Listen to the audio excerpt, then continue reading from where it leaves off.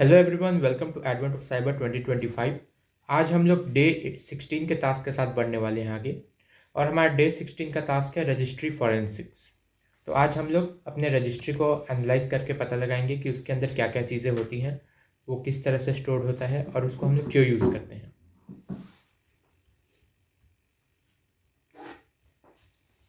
तो यहाँ पे हमारी एक स्टोरी दी हुई है। तो यहाँ पे है कि अपना TBFC जो है वो अंडर अटैक है अभी, और जो सिस्टम्स है वो अजीब तरह से बिहेव कर रहे हैं। और जो मैक्सकीडी है, क्योंकि वो किडनैप हो चुकी है, तो वो हमारी लीड डिफेंडर थी और उसके एब्सेंस में काफ़ी चीज़ें अभी बिगड़ रही हैं। लेकिन मैक्सकीडी ने इतना मेक श्योर किया था कि जो चीज़ें हैं वो फिर भी स्टेबल रहे, भले ही वो एब्सेंट हो तब भी। इसलिए मैक्सकीडी ने अपने टीम को पूरी तरह से ट्रेन करके रखा था ताकि वो कॉन्फिडेंट रहें सिस्टम को सिक्योर करने के लिए, और जो भी कंट्रोल उन्होंने खोया है वो वापस से रिगेन कर पाए।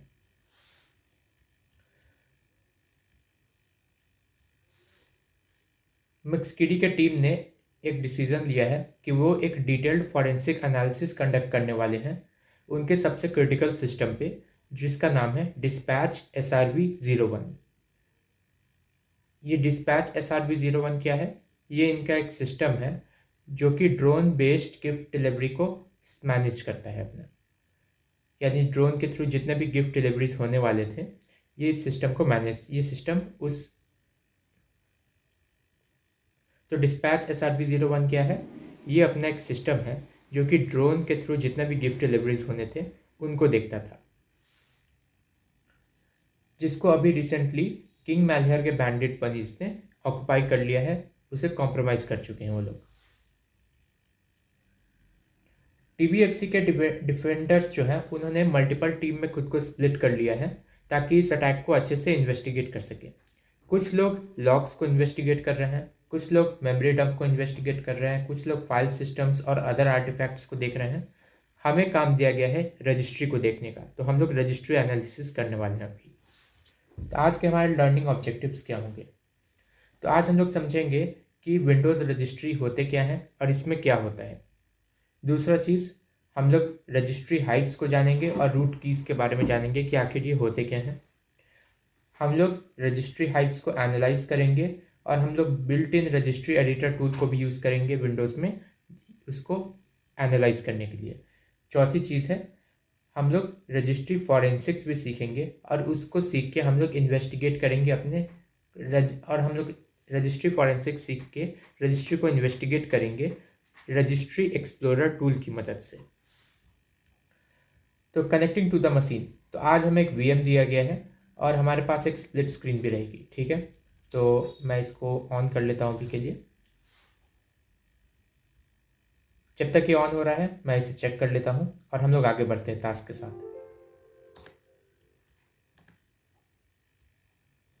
Okay, Windows registry. तो विंडोज़ रजिस्ट्री क्या होती है? तो जैसा तुम लोग को पता है, हम लोग के पास क्या होता है, ब्रेन। ह्यूमन ब्रेन में क्या क्या चीज़ें स्टोर होती है कि तुम लोग कैसे बिहेव करोगे, तुम लोग सुबह उठ के क्या करने वाले हो, कब सोने जाते हो, कब लंच करते हो, ये सारा डेटा कहाँ स्टोर होता है? तुम्हारे ब्रेन में स्टोर होता है। अब विंडोज़ के पास तो ऐसा कोई ब्रेन नहीं है, तो विंडोज़ उसको कहाँ स्टोर करता है? अपने रजिस्ट्री में स्टोर करता है, जिसको हम लोग बोलते हैं Windows registry. Windows registry Windows की कॉन्फ़िगरेशन फाइल होती है जिसके अंदर उसके सारे बिहेवियर डेटा स्टोर होता है। इसके अंदर क्या क्या चीज़ें होती है कि विंडोज़ कैसे बिहेव करेगा, लाइक विंडोज़ जब तुम ऑन करोगे तो क्या होगा, लाइक ह्यूमंस जैसे ही उठते हैं तो सबसे पहले क्या करते हैं, ये उनके ब्रेन में सबका डिफरेंट होता है। लाइक हो सकता है कुछ लोग पहले ब्रश करते हो सकता है कुछ लोग पहले मेडिटेट करते हो। तो यहाँ हर चीज़ की कॉन्फ़िगरेशन डिफरेंट होती है। उसी तरह यहाँ पे देख सकते हो लिखा हुआ है what would be the first thing you would do after waking up. तो यहाँ वेकिंग अप को तुम लोग मान सकते हो, जैसे तुम लोग विंडोज़ को बूट करते हो तो पहला चीज़ क्या करेगा वो लिखा होता है व्हाट आर योर हैबिट्स। अब यहाँ हैबिट्स वगैरह ये सब तो ह्यूमन के कॉन्टेक्स्ट में हो गया, तो इसको हम लोग स्किप कर सकते हैं। लेकिन यहाँ देख सकते हो एक और लिखा हुआ है what happened in the recent past.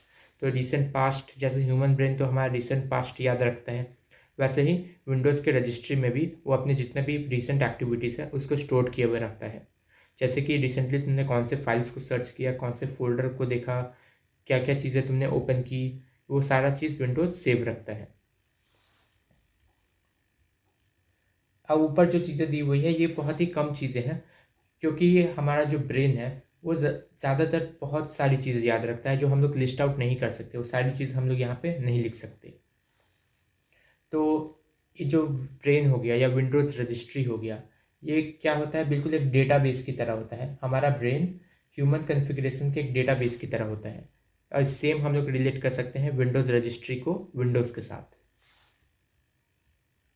अब विंडोज़ तो हमारा कोई ह्यूमन नहीं है, लेकिन उसको भी ब्रेन की ज़रूरत पड़ती है, और उस ब्रेन को हम लोग बोलते हैं विंडोज़ रजिस्ट्री।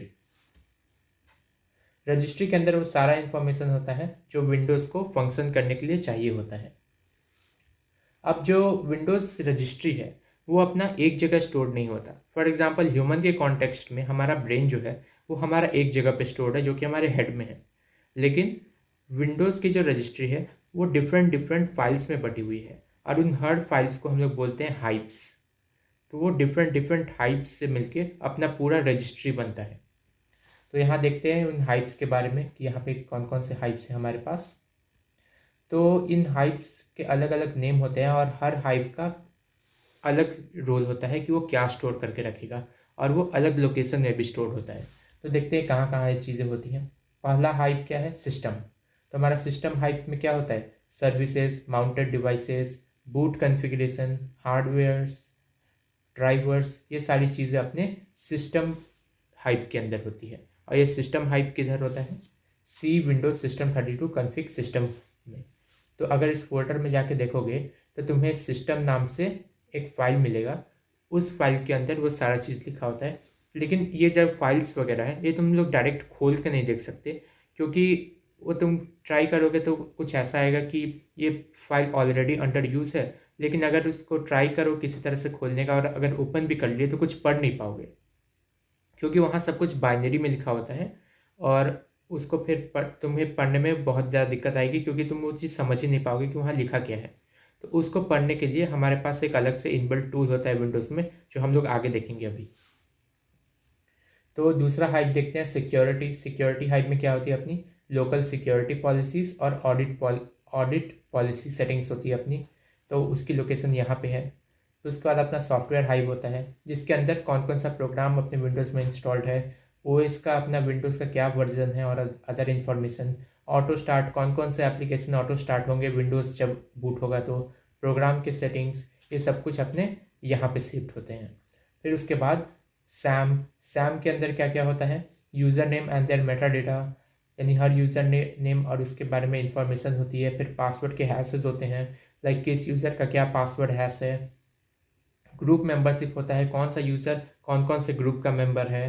फिर उसके बाद अकाउंट स्टेटस होते हैं, किस अकाउंट का क्या स्टेटस चल रहा है। ये सब कुछ अपने सैम के अंदर होता है। मैं जो चीज़ें यहाँ पे लिस्ट आउट कर किए हुई हैं ये सिर्फ कुछ एग्जाम्पल्स है, ये सब कुछ नहीं है। इसके अलावा भी इन सारे हाइप्स के अंदर बहुत सारा डेटा होता है। इस सैम की लोकेशन यहाँ पे है। देन सिमिलरली हम लोग देख सकते हैं एंटी यूज़र डॉट डैट के अंदर वो क्या क्या सेव रखता है कि रिसेंट फाइल्स कौन कौन से एक्सेस हुए हैं, यूज़र के क्या क्या प्रेफरेंसेस हैं, यूज़र के स्पेसिफिक ऑटो स्टार्ट्स क्या है। लाइक अगर कोई पर्टिकुलर यूज़र लॉगिन करता है तो हो सकता है उसके अलग स्टार्टअप एप्लीकेशंस हो, लेकिन हो सकता है कोई दूसरा यूज़र अगर लॉगिन करे तो दूसरे एप्लीकेशन स्टार्टअप्स हो। तो यहाँ यूज़र स्पेसिफिक ऑटो स्टार्ट्स भी मैंशन होते हैं, इसकी लोकेशन यहाँ पे होती है। फिर उसके बाद अपना यूज़र क्लास डॉट डैट होता है, जिसमें अपने सेल बैक्स और जंप लिस्ट्स होते हैं, और उसकी लोकेशन यहाँ पे देख सकते हो। अब यहाँ पे जो यूज़र नेम है, इस यूज़र नेम को तुम अपने जो विंडोज़ पीसी का यूज़र नेम है उससे रिप्लेस करके चेक कर सकते हो। जैसे मेरा आदित्य कुमार है तो यूज़र नेम की जगह मैं आदित्य कुमार यहाँ पे रिप्लेस करके देखूंगा। तो ये बस एक प्लेस होल्डर है।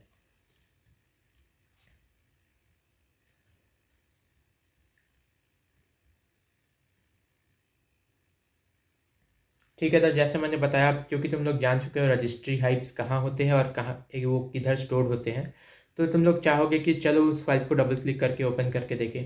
लेकिन अगर तुमने उसे डबल क्लिक करके ओपन करने का ट्राई भी किया और अगर वो ओपन हो गया इन केस, तो भी तुम उसको कुछ पढ़ नहीं पाओगे, क्योंकि इसमें अंदर जो भी है वो सब कुछ बाइनरी डेटा में लिखा हुआ होता है, और तुम उसको डायरेक्टली पढ़ नहीं सकते। तो उसको पढ़ने के लिए हमें एक इनबिल्ट विंडोज़ टूल का यूज़ करना पड़ता है, जिसको बोलते हैं रजिस्ट्री एडिटर।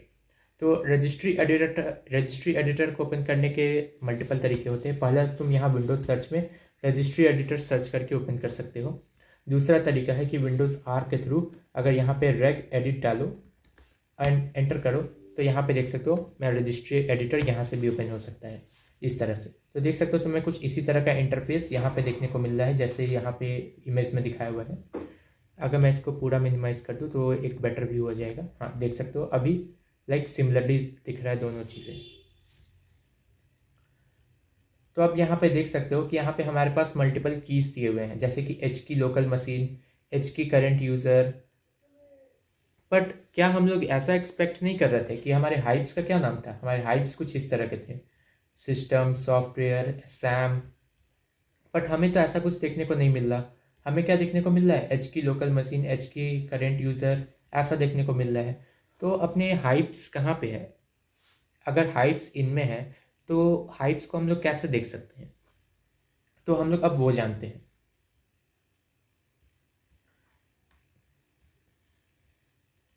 तो ये देखो यहाँ पे लिखा हुआ है कि जो अपने हाइप्स हैं,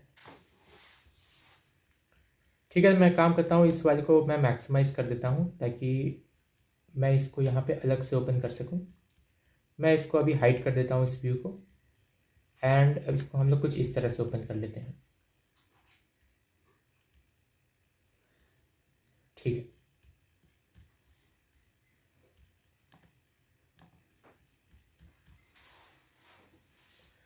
तो यहाँ देख सकते हैं हमारे जो कीज़ हैं हमें कुछ इस तरह के दिख रहा है, एच की क्लास रूट, एच की करंट यूज़र।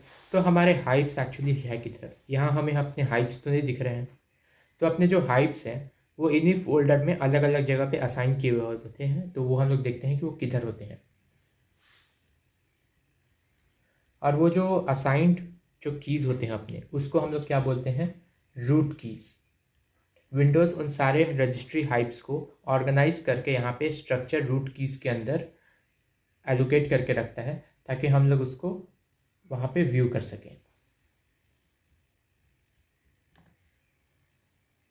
तो ये सब क्या है? एच की क्लास रूट, एच की करंट यूज़र, एच की लोकल मशीन, एच की यूज़र्स, एच की करंट कॉन्फ़िग, ये सारे क्या होते हैं? अपने रूट कीज़ होते हैं। तो सबसे पहले देखते हैं कि हमारा सिस्टम कहाँ पे होता है। तो हमारा सिस्टम होता है अपने एच के एल एम सिस्टम में। एच के एल एम मीन्स एच की लोकल मशीन। तो एच की लोकल मशीन के अगर मैं अंदर जाऊँ तो यहाँ पे देख सकते हैं यहाँ पे अपना सिस्टम है। सिमिलरली सिक्योरिटी देख सकते हैं, यहाँ पे अपना सिक्योरिटी भी है।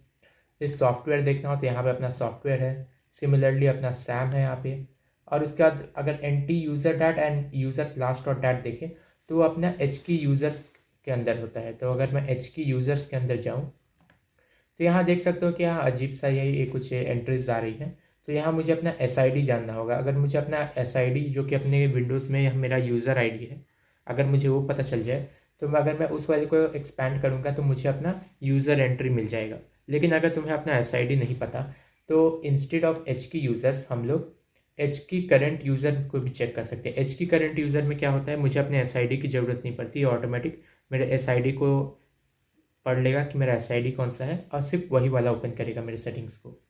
तो या तो तुम लोग एंटी यूज़र डॉट डैट को एक्सेस करने के लिए एच की user slash S I D पर चले जाओ, अदरवाइज तुम एच की करंट यूज़र पे भी सेम डेटा को देख सकते हो जो मुझे यहाँ पे दिखने को मिल रहा है। अब यूज़र क्लास डॉट डैट इसको कहाँ से एक्सेस करेंगे? इसके लिए तुम्हें अपना एस आई डी पता होना जरूरी है। तो एच की यूज़र्स के अंदर तुम्हें अपने एस आई डी के अंदर जाना होगा, उसके अंदर सॉफ्टवेयर एंड देन क्लासेस में जाओगे तो तुम इस हाइव का डेटा भी देख पाओगे।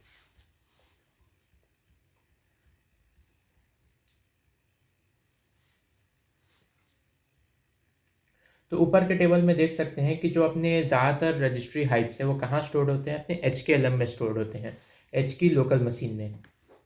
यहाँ पे जैसे कि देख सकते हैं सैम सिक्योरिटी सॉफ्टवेयर सिस्टम, ये सब कुछ अपने एच के एल एम में है। तो यहाँ पे देख सकते हैं कि हाँ यहाँ पे ऑल ये भी लिस्टेड है कि ये चारों जो है अपने एच के एल एम में लिस्टेड है। और जो अपने बाकी के दो हैं वो कहाँ पे? अपने एच की यूज़र्स में और एच की करंट यूज़र में।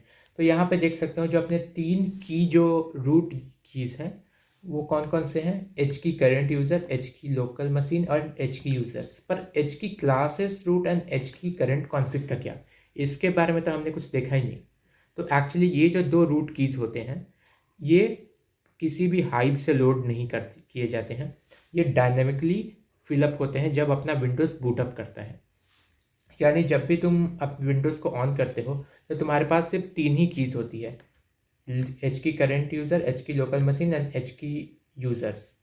और अगर मैं और ज़्यादा स्पेसिफाई करके बोलूँ तो बूट के टाइम एक्चुअली में 2 ही कीज़ होंगी। क्यों? एच की लोकल मशीन एंड एच की यूज़र्स, क्योंकि उस समय कोई यूज़र लॉग्ड इन नहीं होता। जैसे ही तुम यूज़र को लॉग्ड इन करते हो तब तुम्हारा ये वाला की क्रिएट होता है, एच की करंट यूज़र। क्योंकि अगर कोई करंट यूज़र नहीं होगा तो इस की का कोई मतलब नहीं है। तो यहाँ पे एच की करंट यूज़र कब बनता है? जब तुम लॉग इन करते हो किसी अकाउंट का। और बाकी के जो 2 कीज़ हैं ये जब तुम विंडोज़ को बूट अप करते हो तब बनते हैं वो खुद ब खुद। बाकी के जो ये जो 2 यहाँ पे देख रहे हो, एच की लोकल मशीन और एच की यूज़र्स, ये दोनों हाइव के थ्रू लोडेड होते हैं ऑलरेडी।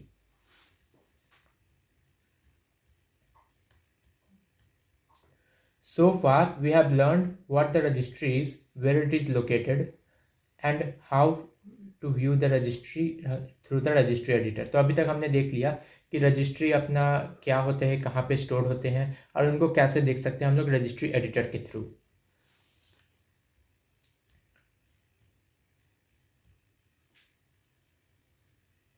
तो चलो अब हम लोग देखते हैं कि रजिस्ट्री के थ्रू हम लोग कनेक्टेड यूएसबी डिवाइसेस को कैसे देख सकते हैं। यानी अगर तुमने कोई यूएसबी डिवाइस को कनेक्ट किया हुआ है तो क्या वो अपने रजिस्ट्री में दिखेगा क्या?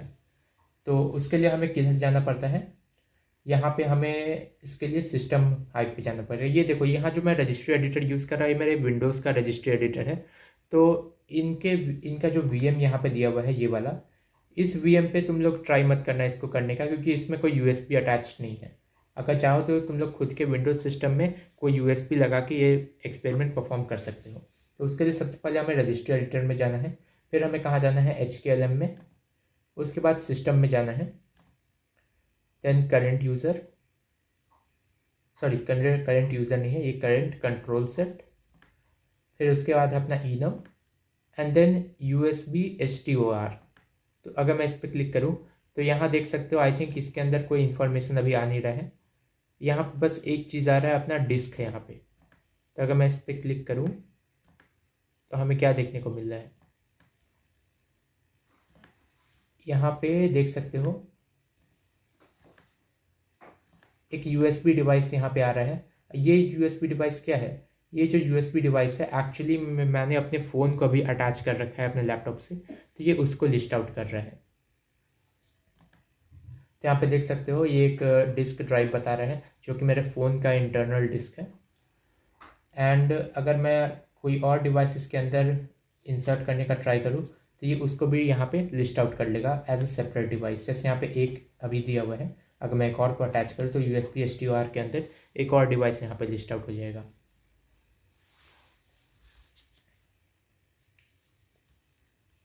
तो ये था अपना कि हम लोग USB डिवाइसेस को कैसे देख सकते हैं रजिस्ट्री के थ्रू।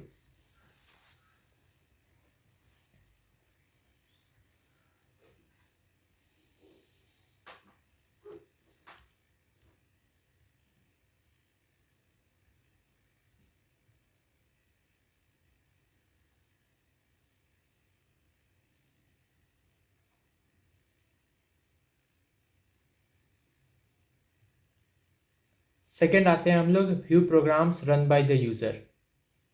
तो हम लोग अब देखते हैं कि कौन कौन से प्रोग्राम जो है वो रन के थ्रू यूज। अगर मैं एग्जैक्टली इसको बोलना चाहूँ तो यहाँ जो सेकंड एग्जांपल में है वो तुम लोगों ने रन एप्लीकेशन देखा होगा, जो अपना Windows+8 से हम लोग ओपन करते हैं। तो इसके थ्रू तो हम लोगों ने कौन कौन से कमांड एंटर किए हैं प्रोग्राम्स को ओपन करने के लिए, वो सारा कुछ हम लोग रजिस्ट्री में कहाँ पे देख सकते हैं वो देखते हैं। तो अगर मैं यहाँ पे अपना रजिस्ट्री को दोबारा ओपन करूँ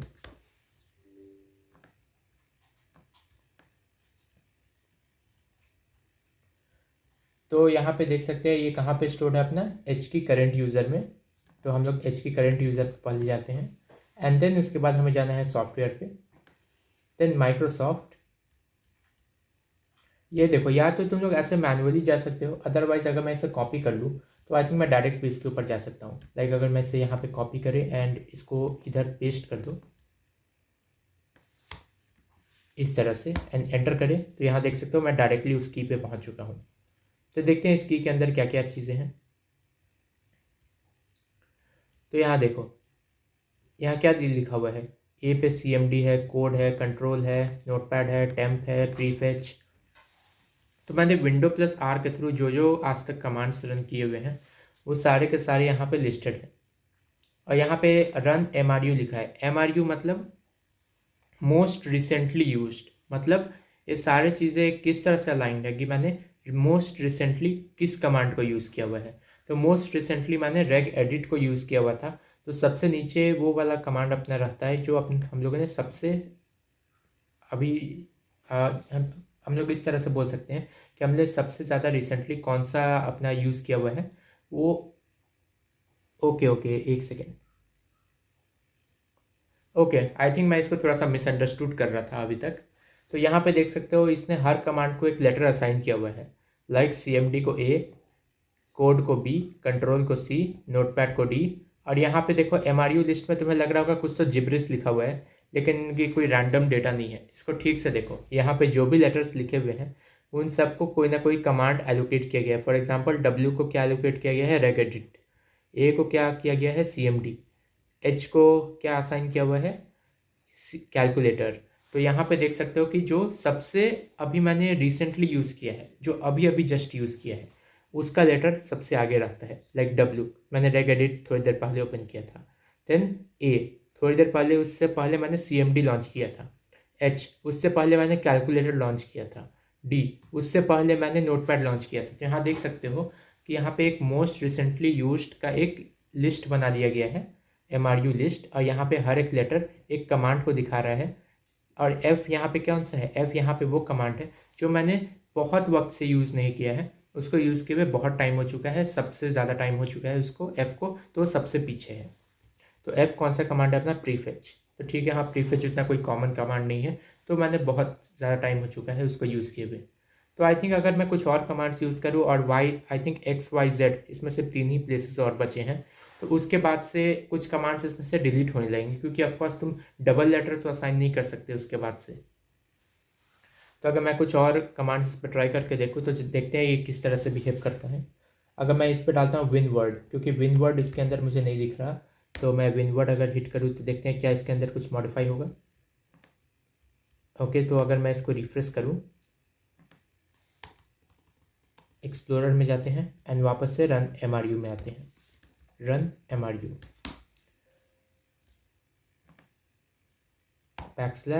/run MRU। ओके, तो यहाँ पे विनवर्ड हमारा आया है। Let's check. एस।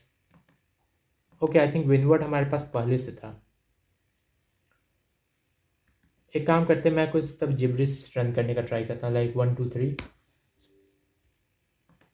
ओके, आई थिंक ये अलाउ नहीं करेगा in that case.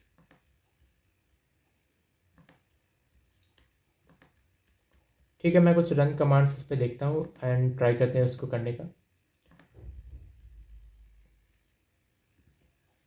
Like ping 192.168। मैं यहाँ कोई भी रैंडम IP डाल देता हूँ, .1.1।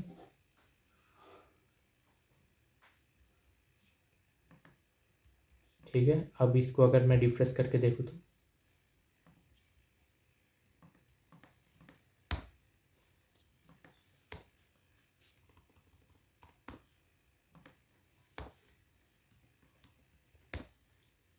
ओके, यहाँ पे देख सकते हैं यहाँ पे एक X एंट्री ऐड हो चुकी है। उसी तरह मैं कुछ और एंट्री ऐड करके ट्राई करता हूँ, लाइक 1.2। एंड अभी अगर चेक करें तो आई थिंक हमारा Y एंट्री आ जाएगा।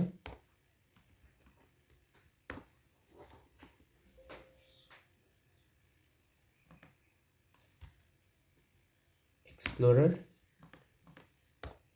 रन, हाँ यहाँ देख सकते हैं Y एंट्री आ चुकी है।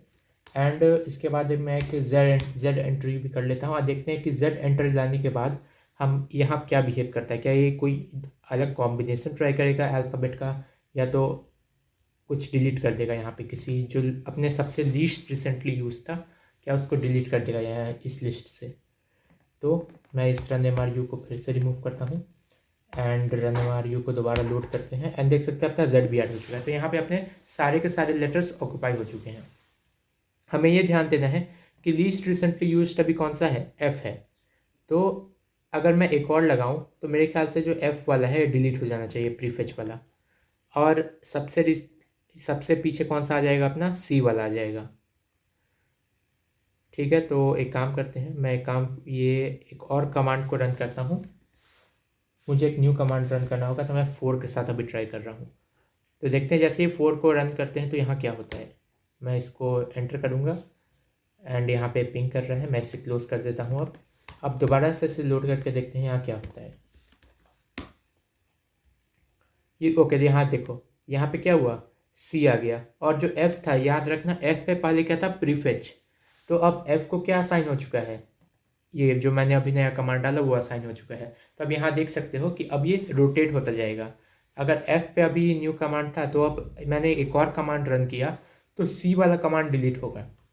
ये देख सकते हो, जो सी वाला कमांड है ये कंट्रोल, ये डिलीट हो जाएगा और उसकी जगह वो कमांड आ जाएगा जो मैंने अभी रन किया है। पर वो कब होगा, जब मैं वो कमांड को रन करूँ जो इस लिस्ट में नहीं है।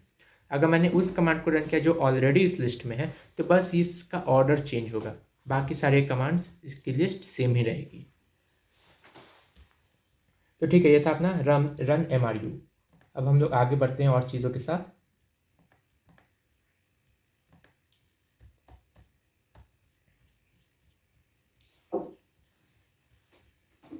Registry forensics.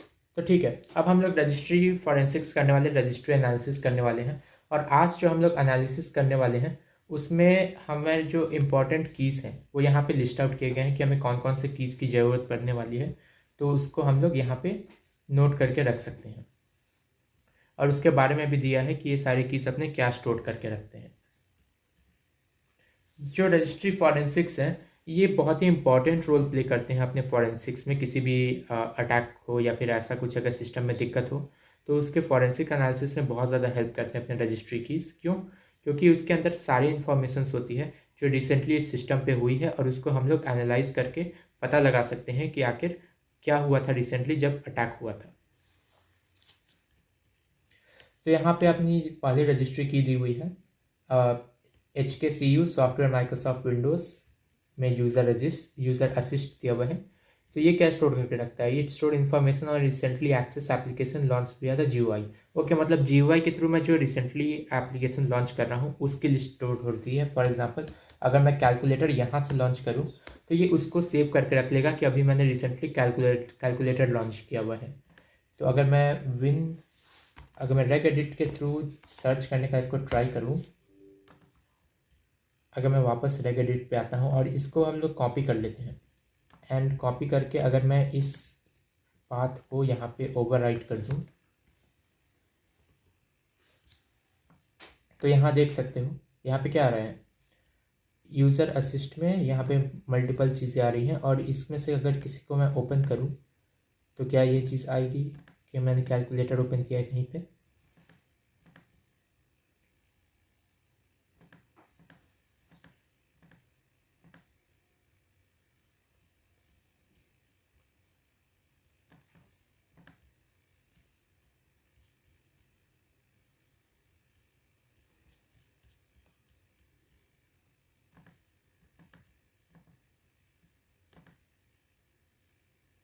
आई थिंक यहाँ पे ये चीज़ यूज़र आईडी के थ्रू सेव की गई है। तो यहाँ देख सकते हो बहुत सारे यूज़र आईडी पे कुछ भी नहीं है।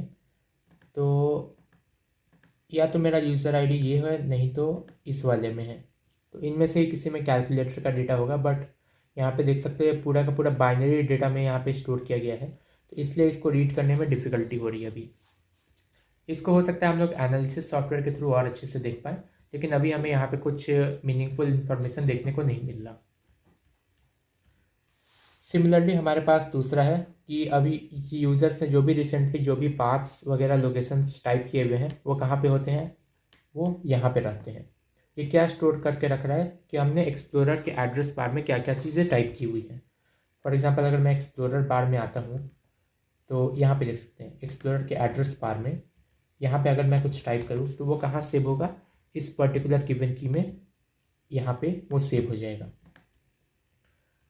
उसके बाद अपना HKLM software Microsoft Windows current version app paths. ये इसमें क्या होता है, जो भी अपने एप्लीकेशन इंस्टॉल्स हैं उनके जो पाथ्स वगैरह हैं वो यहाँ पे सेव होते हैं।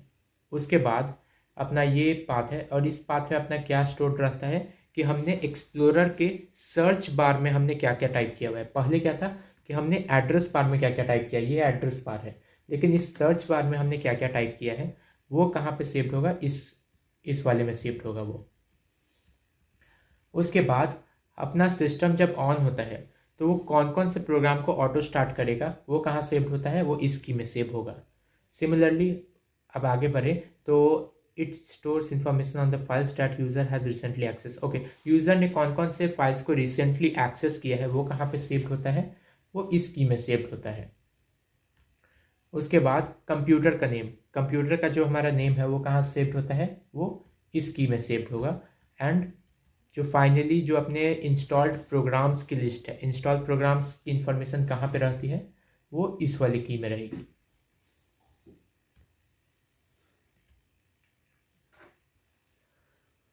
अब यहाँ पे कुछ कीज़ ऐसे तो एग्जांपल के लिए दी गई हैं, लेकिन इसके अलावा भी बहुत सारे कीज़ होते हैं जिसके थ्रू हम लोग बहुत सारा इंपॉर्टेंट इन्फॉर्मेशन हम लोग किसी भी इंसिडेंट के बारे में निकाल सकते हैं, ताकि हम लोग उसके बारे में और भी एविडेंस कलेक्ट कर सकें। बट आज के लिए हमें कुछ यही इंपॉर्टेंट कीज़ की ज़रूरत है, तो यहाँ पे इसके बारे में ये लोग डिटेल में दिए हुए हैं। अब जब हम लोग किसी रजिस्ट्री को इन्वेस्टिगेट कर रहे होते हैं, फॉर एग्जांपल लेट्स से मेरे ही विंडोज सिस्टम पे कुछ अटैक हुआ है, तो क्या अब मैं रजिस्ट्री को इन्वेस्टिगेट करने के लिए अपना ये रेग एडिट खोल के ही सिर्फ उसको इन्वेस्टिगेट करूँगा क्या? ये एक अच्छा प्रैक्टिस नहीं है। क्यों? क्योंकि अगर लेट्स से मैंने यहाँ पे देख सकता अभी मैंने Windows+R की मदद से रेग एडिट ओपन किया, ठीक है, तो इससे क्या हुआ, मेरा रन MRU जो था वो तो चेंज हुआ होगा। क्या हम लोग ये चाहेंगे क्या इन्वेस्टिगेशन के वक्त अपना जो रजिस्ट्री कीज़ की एंट्रीज हैं वो अपडेट होती रहे? बिल्कुल नहीं, क्योंकि हो सकता है कि अगर लेट्स से अटैकर ने कुछ रन की मदद से कोई मलिशियस फाइल को रन किया हो, और अब मैंने क्योंकि रन MRU को अपडेट कर दिया, वो चीज़ अब क्योंकि सबसे पीछे थी वो डिलीट हो चुकी है। यहाँ तो अपना पूरा का पूरा रजिस्ट्री मॉडिफाई हो गया, तो हमारा जो क्लू था यहाँ पे मिट सकता है। इसलिए हम लोग क्या करते हैं, हम लोग कभी भी रजिस्ट्री को सेम सिस्टम पे इन्वेस्टिगेट नहीं करते। सबसे पहले हम लोग रजिस्ट्री को एक्सपोर्ट कर लेते हैं पूरा का पूरा, एंड देन उस एक्सपोर्टेड फाइल को अलग सिस्टम पे जाके लोड करके हम लोग वहाँ पे इन्वेस्टिगेट करते हैं, ताकि हमारे रजिस्ट्री में कोई भी चेंज ना हो जब हम लोग उसको इन्वेस्टिगेट करें। तो अब देखो, हम लोग रजिस्ट्री को हम लोग एक्सपोर्ट तो कर लेंगे, और अगर तुम लोग को देखना है कि रजिस्ट्री को एक्सपोर्ट कैसे करते हैं, तो उसके लिए भी हमारे पास ऑप्शन होता है यहाँ पे एक्सपोर्ट का। यहाँ पे देख सकते हो, यहाँ पे एक्सपोर्ट दिया हुआ है, इसके थ्रू तुम लोग रजिस्ट्री को एक्सपोर्ट कर सकते हो। और ये इस एक्सपोर्टेड फाइल को हम लोग इम्पोर्ट कहाँ करेंगे, ये इम्पोर्ट होगा अपने रजिस्ट्री एक्सप्लोरर टूल पे। रजिस्ट्री एक्सप्लोरर टूल ये अपना एक क्या बोलते हैं ओपन सोर्स टूल है, जिसपे हम लोग अपने रजिस्ट्री को एनालाइज करते हैं, उसको इन्वेस्टिगेट करते हैं। ठीक है, तो अब हम लोग अपने VM पे वापस आते हैं। तो ये अपना VM है, मैं इसके बाद रिफ्रेश कर ले रहा हूँ। ठीक है, यहाँ अपना VM लोड हो चुका है। अपना जो रजिस्ट्री हाइप्स है वो हमने कहाँ पे एक्सपोर्ट करके रखा हुआ है, वो एक्सपोर्टेड है यहाँ पे। तो मैं रजिस्ट्री हाइप्स फोल्डर को ओपन करता हूँ, एंड यहाँ पे देख सकते हैं हमारे जितने भी रजिस्ट्री हाइप्स के फाइल्स हैं वो यहाँ पे एक्सपोर्टेड है ऑलरेडी। तो सबसे पहले तो हमें क्या करना है, यहाँ पे हमारा रजिस्ट्री एक्सप्लोरर ऑलरेडी हमें इंस्टॉल दिया है, हम लोग इसको ओपन कर लेते हैं।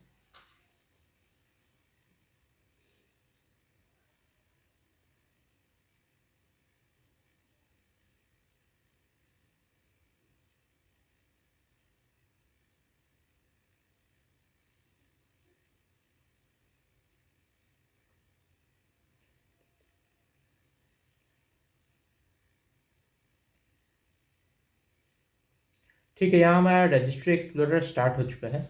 अब इसके अंदर हमें अपने रजिस्ट्री हाइप्स को इंपोर्ट करना है। तो हम लोग जो रजिस्ट्री हाइप्स के फोल्डर्स है उन्हें 1 बाय 1 इंपोर्ट करने वाले हैं। तो उसके लिए क्या करना है, सबसे पहले फाइल पे क्लिक करना है, एंड लोड हाइप पे क्लिक करना। लोड हाइप सबसे पहले फाइल पे क्लिक करके हम लोग लोड हाइप पे क्लिक करेंगे, एंड हम लोग जाएंगे अपने फॉरेंसिक टूल्स के अंदर, सॉरी नॉट फॉरेंसिक टूल्स, हम लोग को डेस्कटॉप में जाना है, एंड यहाँ पे रजिस्ट्री हाइप्स में जाना है। एंड यहाँ पे देख सकते हैं हमारे मल्टीपल हाइप्स के फोल्डर्स दिए हुए हैं, फाइल्स दिए हुए हैं।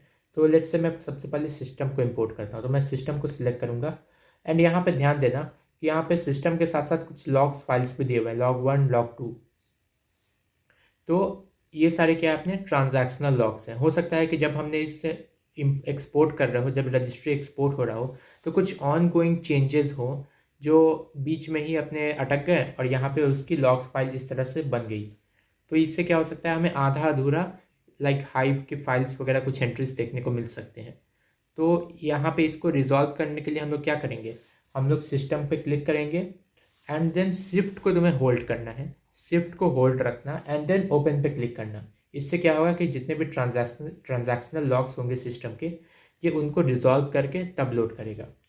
तो मैं इसको ओपन करता हूँ एंड देख सकते हो यहाँ पे ट्रांजैक्शन लॉग्स रिप्लेड, मैंने शिफ्ट के साथ ओपन किया था, तो यहाँ पे आ रहा है ट्रांजैक्शन लॉग्स रिप्लेड। तो यहाँ पे इसने सारे के सारे ट्रांजैक्शन लॉग्स को रिजॉल्व कर दिया है और तब ये इसको लोड कर रहा है। तो यहाँ पे देख सकते हैं रूट के अंदर हमारा ये सारी चीज़ें अभी यहाँ पे लोड हो चुकी हैं। उसी तरह हम लोग बाकी के भी चीज़ें लोड कर लेते हैं। यहाँ पे मैं लोड हाइप पे जाऊँगा and let's load our system. Sorry, system तो हो गया है, तो अब हम लोग सॉफ्टवेयर को कर लेते हैं। शिफ्ट के साथ मैं ओपन करूँगा। ओके, वेट करेंगे।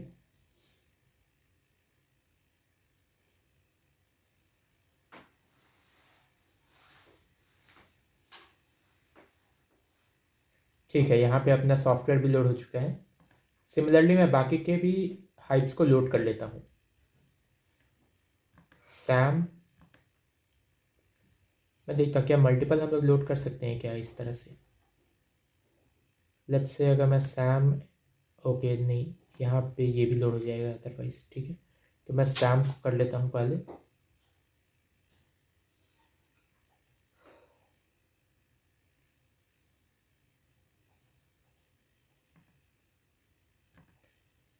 Load hype anti user that,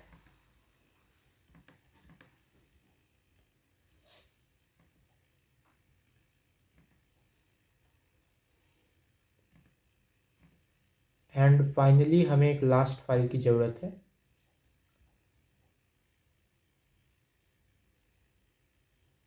ठीक है, सिस्टम हो गया, सॉफ्टवेयर हो गया। Do we have security? No, security नहीं है, तो सिक्योरिटी लोड कर लेते हैं लास्ट एंड ओपन। ठीक है, तो हमने अपने सारे के सारे हाइप्स यहाँ पे लोड कर लिए हैं। अब इनको इन्वेस्टिगेट करना स्टार्ट करते हैं।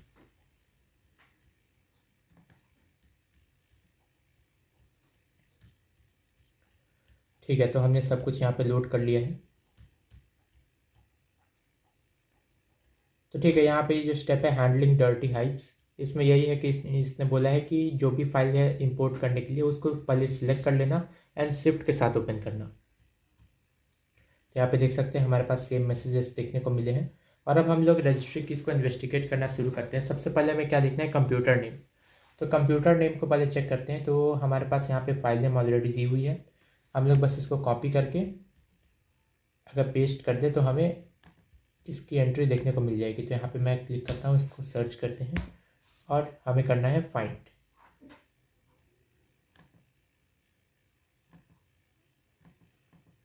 ओके, यहाँ पे कुछ नहीं आ रहा, तो कोई नहीं, हम लोग इसको दोबारा से अलग से देखने का ट्राई करते हैं। तो ये कौन सा पाथ है, root control set 001।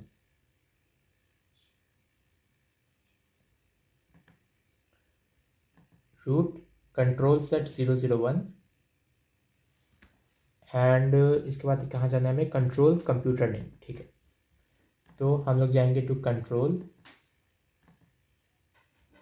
And then we have computer name. तो कंप्यूटर नेम यहाँ पे है क्या, हाँ यहाँ पे है। उसके अंदर कंप्यूटर नेम पे जाएंगे, क्लिक करेंगे तो हमें देखने को मिलेगा कि यहाँ पे अपना सिस्टम का नेम क्या है।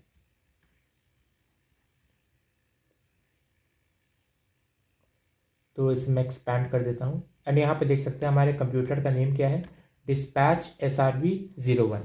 तो हम लोग अभी करेक्ट कंप्यूटर पे हमें इसी सर्वर को इन्वेस्टिगेट करना था। ठीक है, तो अब हम लोग आगे बढ़ते हैं। अगर देखो मैंने अभी तो वहाँ पाथ के थ्रू गया, लेकिन अगर तुम लोग चाहो तो अवेलेबल बुकमार्क्स के थ्रू भी उसको एक्सेस कर सकते हो। तो अगर मैं यहाँ पे वापस आऊँ एंड अवेलेबल बुकमार्क्स पर क्लिक करूँ तो आई थिंक यहाँ भी अपना कंप्यूटर नेम डायरेक्ट हमें दिख जाता है। तो अगर मैं इधर सर्च करने का ट्राई करूँ तो हमें दिखेगा क्या, कंप्यूटर नेम। यहाँ देखो कंप्यूटर नेम हमें यहाँ पे देखने को मिल रहा है।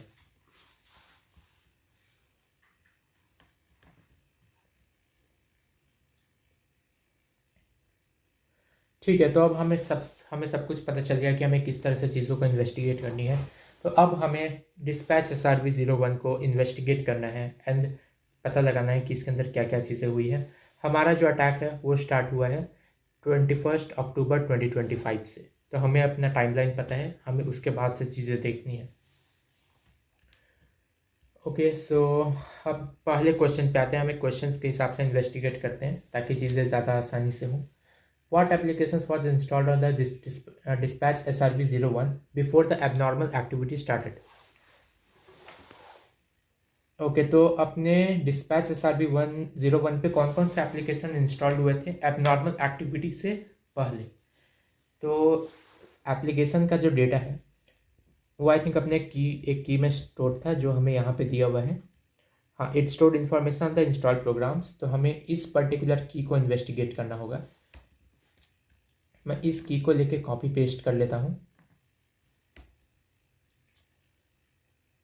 अनइंस्टॉल, तो मैं इसमें सिर्फ अनइंस्टॉल को सर्च करता हूँ। ठीक है, तो यहाँ पे हमें अनइंस्टॉल की दिख रही है।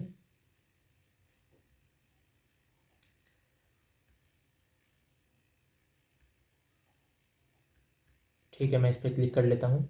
तो यहाँ हमें देखने को मिल रहा है बहुत सारे सॉफ्टवेयर की एक लिस्ट है हमारे पास। क्या इसमें कोई डेट वगैरह मेंशन है जिससे हम लोग पता लगा पाए कौन सा एप्लीकेशन कब अपना इंस्टॉल हुआ था? Install location, uninstall location, publisher, display version, display name, की नेम, टाइम स्टैम्प। हाँ, हमें टाइम स्टैम्प दिया हुआ है कि कब इंस्टॉल हुआ था। तो चेक करते हैं। तो अपना अटैक कब शुरू हुआ है?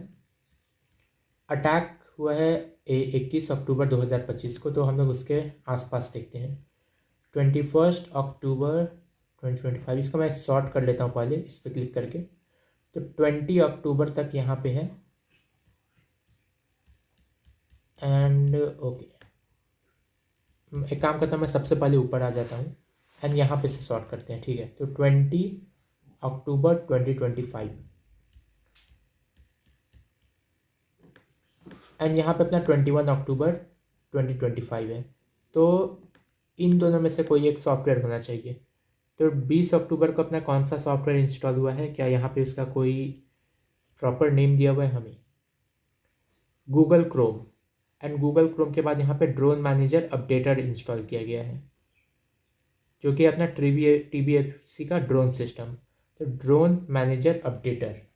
तो लास्ट जो अपनी एप्लीकेशन इंस्टॉल्ड हुई है that is drone manager updater. Let's try that. Drone manager updater. ठीक है, करेक्ट है। What is the full path where the user launch the application found in question 1 from? Okay, तो हमें full path बताना है जहाँ से यूज़र उस एप्लीकेशन को लॉन्च कर सकते हैं जो कि अपने क्वेश्चन 1 में है, जो कि है ड्रोन मैनेजर अपडेटर। तो आई थिंक इसका इंस्टॉल लोकेशन हमें दिया हुआ है। तो यहाँ पे कोई इंस्टॉल सोर्स है क्या हमारे पास? इंस्टॉल सोर्स में हमें कुछ नहीं दिया हुआ है। अनइंस्टॉल स्ट्रिंग भी हमें दी हुई है।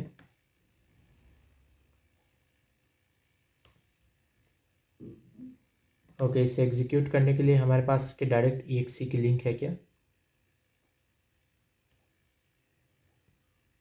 आई थिंक ये वो हमारे पाथ्स में होगी। मैं पाथ्स को चेक कर लेता हूँ। पाथ्स के लिए हमारे पास अलग रजिस्ट्री की है। सो हाँ, it stores the path of the applications. तो इसके अंदर हो सकता है। तो मैं ऐप पाथ्स को चेक करने का ट्राई करता हूँ अभी। ऐप पाथ्स, अगर मैं सिर्फ पाथ्स सर्च करूँ तो ये रहा ऐप पाथ्स। इस पर क्लिक करते हैं तो यहाँ पे हमारे पास ड्रोन मैनेजर अपडेटर का कोई इन्फॉर्मेशन है क्या? मैं इसको भी सॉर्ट कर लेता हूँ सबसे पहले। ओके, तो क्या यहाँ पे ड्रोन मैनेजर अपडेटर की कोई इन्फॉर्मेशन है?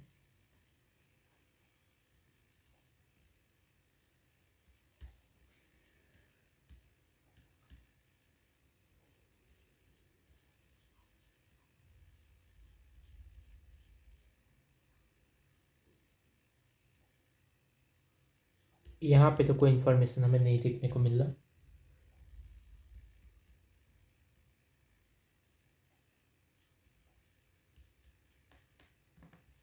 मैं एक बार फिर से क्वेश्चन को देख लेता हूँ कि एग्जैक्टली वो क्या पूछ रहे हैं। ठीक है,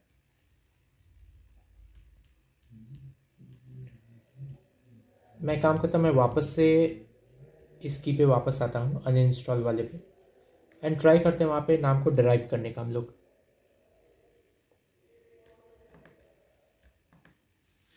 तो मैं वापस से अनइंस्टॉल को देखता हूँ।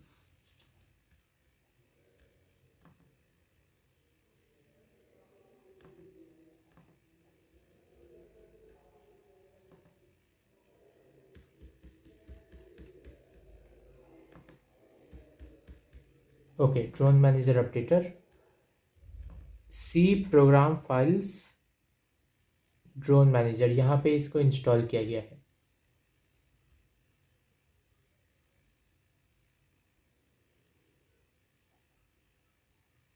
सी program files drone manager. Okay,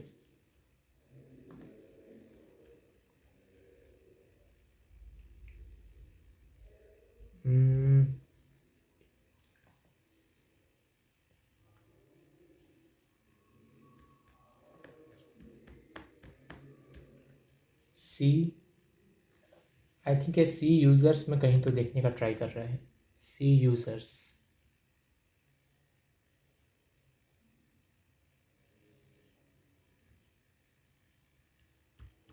यहाँ पे एक और अनइंस्टॉल की है, मैं इसको भी चेक करने का ट्राई करता हूँ। क्या इसके अंदर 21 अक्टूबर का कोई इन्फॉर्मेशन है क्या? नहीं, यहाँ 20 अक्टूबर तक का ही है।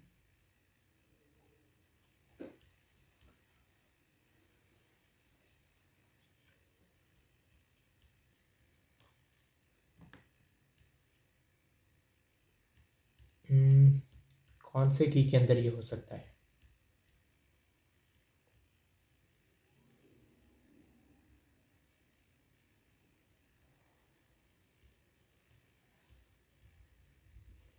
Word will, app pass, type pass, user assist.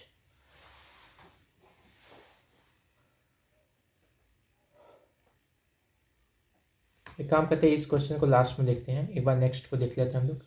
Which value was added by the application to maintain persistence on startup. ठीक है, तो स्टार्टअप के लिए तो हमें पता है कि रन कीवर्ड को सेट किया गया होगा, तो हम लोग रन को चेक कर लेते हैं एक बार। रन, ठीक है, यहाँ पे अपना रन दिया हुआ है। ओके, यहाँ पे देख सकते हैं हमारे पास एक एंट्री दी हुई है यहाँ पे, विच इज़ ड्रोन हेल्पर। तो ड्रोन हेल्पर के थ्रू यहाँ पे एक EXE को रन करने के लिए ऑटो रन सेटअप किया हुआ है। मैं इसको कॉपी करके ट्राई कर सकता हूँ वहाँ पे इंसर्ट करने का। कॉपी वैल्यू डेटा, ठीक है, तो क्या मेरे पास डेटा कॉपी हो चुका है? इसको ट्राई करते हैं यहाँ पे, चेक। ठीक है, ये तो हमने आइडेंटिफाई कर लिया, बट अभी भी हमारे पास ये बाकी है कि अपना जो ये ड्रोन हेल्पर है, ये चीज़ अपना एक्चुअली में कहाँ पे इंस्टॉल्ड हुआ था? I mean drone manager updater. What is the full path where the user launched the application found in question 1 from where the user launch the application. तो आई थिंक यूज़र ने उसे launch किया हुआ था, हमें वो पता लगाना है। तो ट्राई करते हैं, क्या अपने रन MRU में कोई इन्फॉर्मेशन है क्या इसके बारे में? नहीं, रन MRU में हमारे पास कोई इन्फॉर्मेशन नहीं है। एक और जगह से जहाँ पे वो रन कर सकता है वो है GUI। तो मैं GUI की एंट्री भी चेक करने का ट्राई करता हूँ, क्या पता वहाँ से हमें पाथ मिल जाए।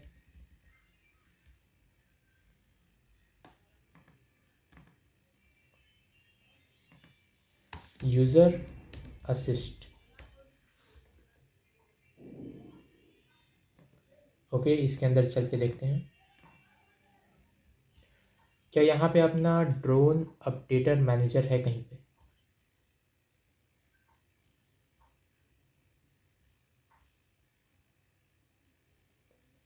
Drone updater manager,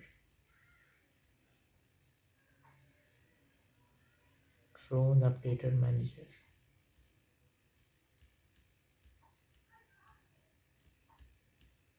last executed, तो मैं इसे सॉर्ट करके देखता हूँ। 21 अक्टूबर, यहाँ से जो लास्ट में एग्जीक्यूट हुआ है वो था केप, ओके, जी केप,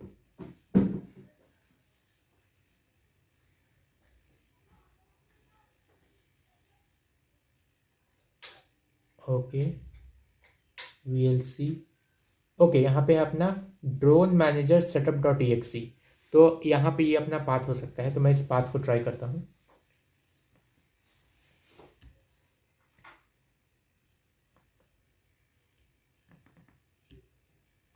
ओके, कॉपी कैसे करूँ इसको मैं, Ctrl+C करूँ तो सिर्फ, ठीक है, कॉपी हो चुका है। इसको मैं यहाँ पे पेस्ट करके ट्राई करता हूँ। ओ, मुझे इससे पहले अलग जगह पे कॉपी करके ट्राई करना होगा। ठीक है, प्रोग्राम नेम हटा देते हैं, सिर्फ इतना चाहिए हमें। ओके, चेक, ओके, ठीक है, तो इसी के साथ हमारा टास्क कंप्लीट हो गया है। मैं इसे भी चेक कर देता हूँ, और ओके, इसी के साथ अपना ये रूम भी कंप्लीट हो गया। अब हमें अपने नेक्स्ट रूम के तरफ मैं आगे बढ़ने वाला हूँ, विच इज़, आ जाए यहाँ पे, हाँ, विच इज़ साइबर सेफ। तो ठीक है, साइबर सेफ ये एक इजी टॉपिक होने वाला है। साइबर सेफ में बेसिकली हमारे बहुत सारे टूल्स होते हैं साइबर सिक्योरिटी रिलेटेड, तो उसके बारे में हम लोग नेक्स्ट वीडियो में देखेंगे। Till then keep hacking, keep learning.